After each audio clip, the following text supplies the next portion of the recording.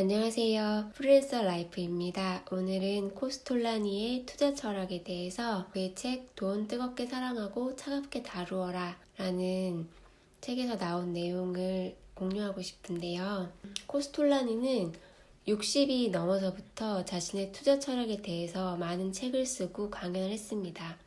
60 이전에는 자신이 주식으로 노름을 했다고 하면서 60 이후로는 노름을 하기에 너무 늦었다고, 그 이후로는 장기 투자로 계속 주식을 매수하고만 있다고 했습니다. 주식을 장기 투자를 한다면 어느 때에 들어가도 이길 수밖에 없고, 자신의 지갑은 오래전부터 미국에 있었다고 그렇게 이야기를 하는데요. 특별한 비법을 기대하면서 강연을 들으러 오면 처음부터 나한테 어떤 비법도 기대하지 말라고 운을 뗀다고 합니다.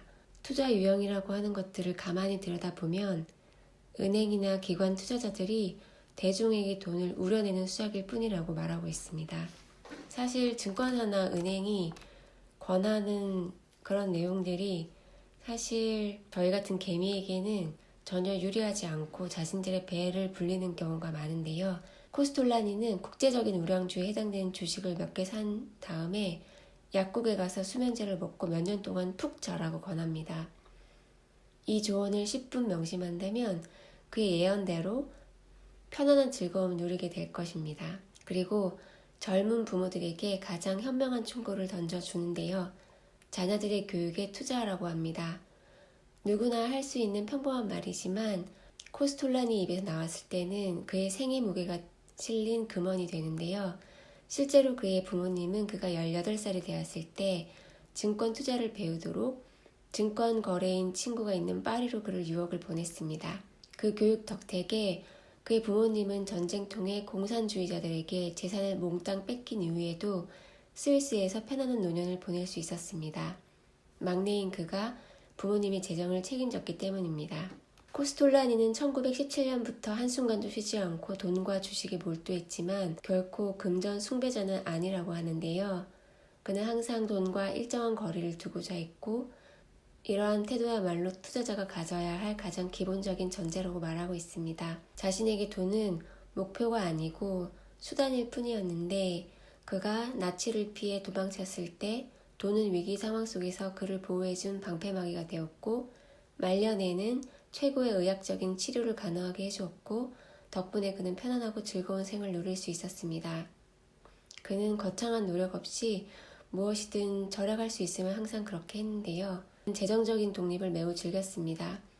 그가 생각하기에 재정적인 독립은 건강 다음으로 중요하고 최고의 선이고 가장 귀한 것이라고 생각했습니다. 그에게 있어서 독립의 의미는 하고자 하는 것에 대해서 말할 수 있고 거의 모든 것을 할 수 있는 것, 그리고 하기 싫은 것에 대해서 당당하게 하기 싫다고 말할 수 있고 실제로 하지 않는 것을 말합니다.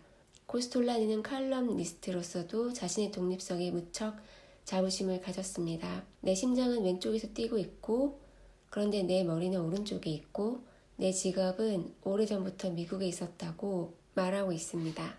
코스톨라니는 자기 경험에 의해서 단기간에 백만장자가 되는 길을 3가지로 요약합니다.